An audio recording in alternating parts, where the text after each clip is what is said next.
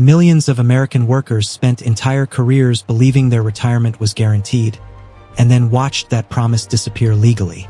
This is the story of how the most stable retirement system in U.S. history gave way to something never designed to replace it. Let's start at the beginning.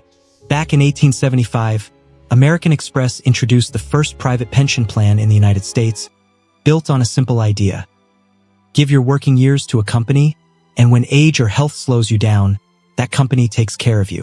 By 1950, 1 in 4 private sector workers had a pension, and by the early 1980s, that number climbed to roughly 60%, with most relying entirely on defined benefit plans.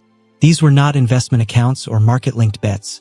Instead, they promised a fixed monthly income for life, calculated using years worked and final salary, while the employer carried all the financial risk if markets turned against them. For millions of middle-class Americans, this wasn't just a benefit. It was the foundation of retirement. Then it began to collapse. Over 4 decades, that 60% figure fell to just 4%, and understanding why requires 3 moments. A failed car company in 1963, a quiet tax provision in 1978, and a wave of corporate decisions that shifted risk away from employers and onto workers.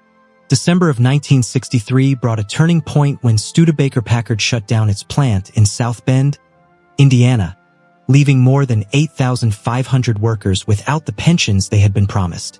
What followed exposed how fragile the system really was. Workers over 60 still received full benefits. Those between 40 and 60 saw payouts shrink to about 15 cents on the dollar even after decades of service, and anyone under 40 walked away with nothing at all.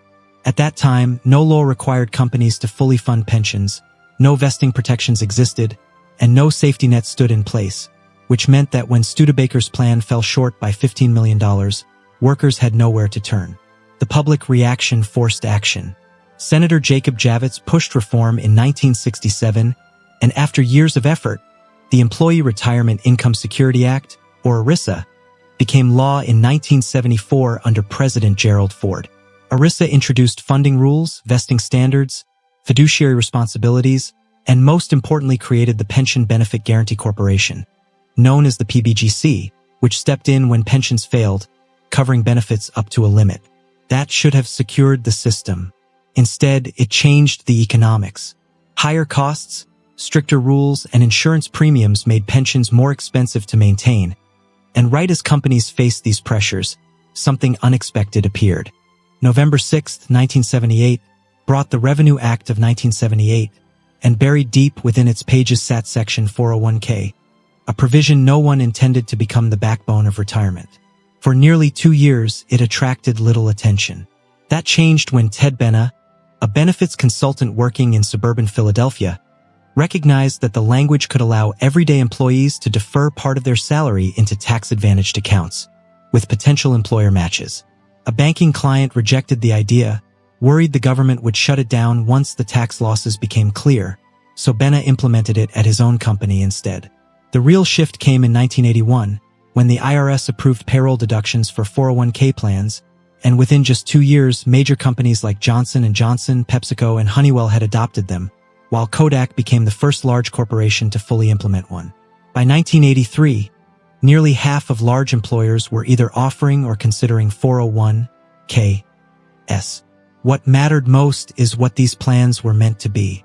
The IRS designed them as a supplement to pensions, not a replacement, and even tried twice to repeal the provision once the revenue impact became clear, but both attempts failed. Benna himself later admitted he never expected this system to take over, and economist Anthony Webb summed it up simply. 401ks were never meant to be the country's primary retirement system. They became that by accident. Corporations didn't need much convincing once the alternative existed. A defined benefit pension locked companies into long-term financial commitments, required ongoing contributions, and forced them to absorb losses when markets dropped, while under ERISA, underfunding brought penalties and balance sheet pressure that finance departments couldn't ignore. A 401k changed all of that.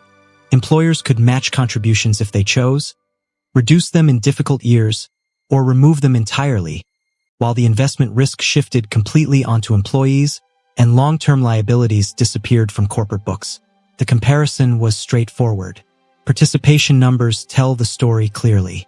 In 1980, 38% of private workers were in defined benefit plans, but by 2008, that fell to 20%, and today only 15% even have access, compared to 86% of state and local government workers.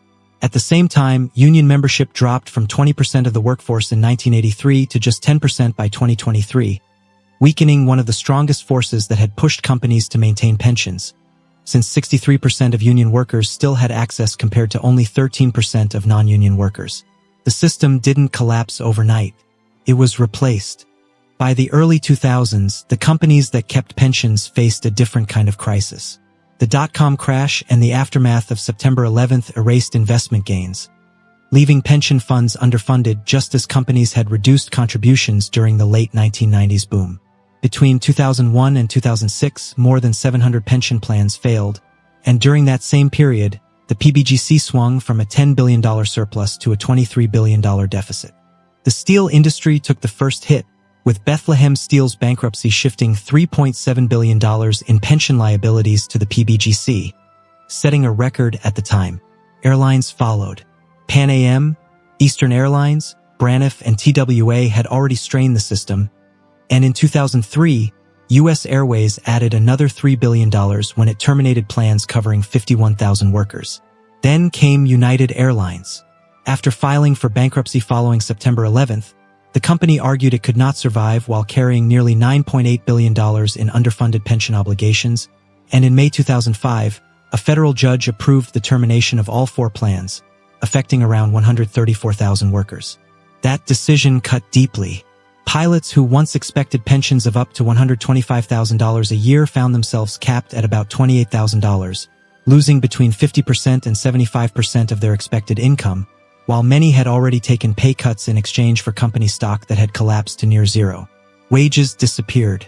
Stock value vanished. Pensions shrank. All of it was legal. Senator Charles Grassley compared it to Enron, pointing out that workers' retirements were destroyed, but this time within the rules, and the system allowed accounting methods that carried paper gains for years after they no longer existed.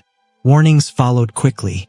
PBGC Director Bradley Belt estimated exposure at $450 billion, up from $50 billion just a few years earlier, raising concerns that even the safety net could fail. Congress responded with the Pension Protection Act of 2006, tightening funding requirements and closing loopholes, but the result pushed companies further away from pensions while making 401(k)s even more attractive. Today, the consequences are visible in the numbers. As of 2024, 36% of non-retired Americans have no retirement savings at all, which translates to about 40.3 million people with no pension, no 401(k), and no IRA. A study from February 2026 found that the typical worker has saved only about $955 toward retirement, just 19% of what they should have accumulated by that stage in life, and even those aged 55 to 64 sit at that same 19% level despite being closest to retirement. Poverty among seniors reached 15% in 2024, the highest rate of any age group in the country. 3 out of 4 Americans now believe the nation faces a retirement crisis. Recent labor strikes reflect that shift. Boeing workers in 2023 demanded pension restoration after the company froze its plan in 2014, and United Auto Workers pushed for the same. Yet in both cases, enhanced 401(k) contributions replaced pensions instead. The old system didn't come back. What remains is a very different reality. Millions of workers were promised guaranteed retirement income, and that promise disappeared not through fraud, but through incentives, policy decisions, and a system that made abandoning pensions the logical choice for companies.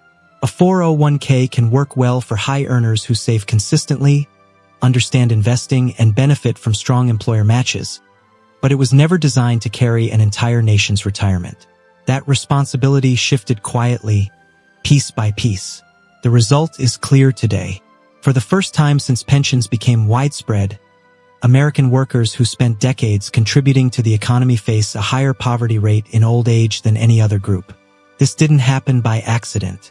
It happened because the system changed and the risk moved with it.